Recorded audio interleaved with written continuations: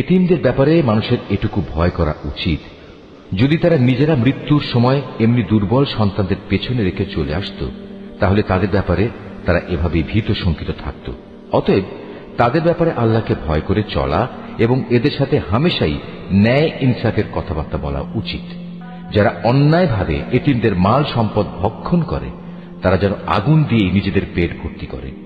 অচিরেই এই লোকগুলো জাহান্নামের আগুনে জ্বলতে থাকবে। অনুবাদগুলো আপনারা শুনতে পান।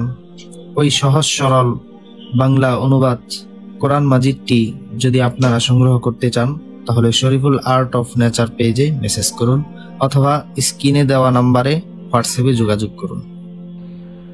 আল্লাহ তাআলা তোমাদের উত্তরাধিকারে সন্তানদের সম্পর্কে এ মর্মে তোমাদের জন্য এ বিধান জারি করেছেন যে এক ছেলের অংশ হবে 2 কন্যা সন্তানের মতো। কিন্তু উত্তরাধিকারী কন্যারা যদি 2-এর বেশি হয়, তাহলে তাদের জন্য থাকবে রেখে যাওয়া সম্পত্তির 2/3, আর সে কন্যা সন্তান যদি একজন হয়, তাহলে তার অংশ হবে পরিত্যক্ত সম্পত্তির অর্ধেক।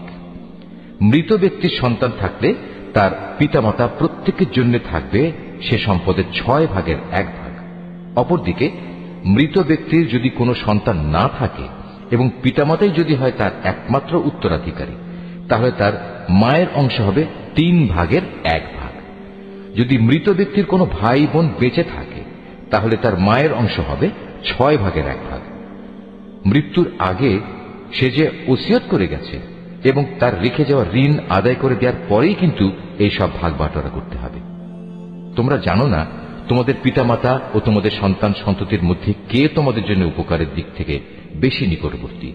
অতএব এ হচ্ছে আল্লাহর বিধান।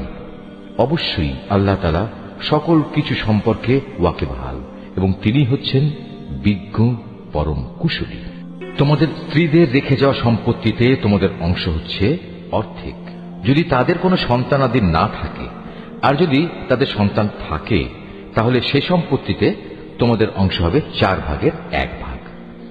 তারা যে ওসিয়ত করে গেছে কিংবা তাদের ঋণ পরিশোধ করার পরেই কিন্তু তোমরা এই অংশ পাবে। তোমাদের স্ত্রীদের জন্য থাকবে তোমাদের রেখে যাওয়া সম্পত্তির 1/4 যদি তোমাদের কোনো সন্তান না থাকে। যদি তোমাদের সন্তান থাকে, তাহলে তারা পাবে রেখে যাওয়া সম্পদের 8/1। মৃত্যুর আগে তোমরা যা ওসিয়ত করে যাবে কিংবা যে ঋণ তোমরা রেখে যাবে তা পরিশোধ করে দেওয়ার পরেই এই অংশ তারা পাবে।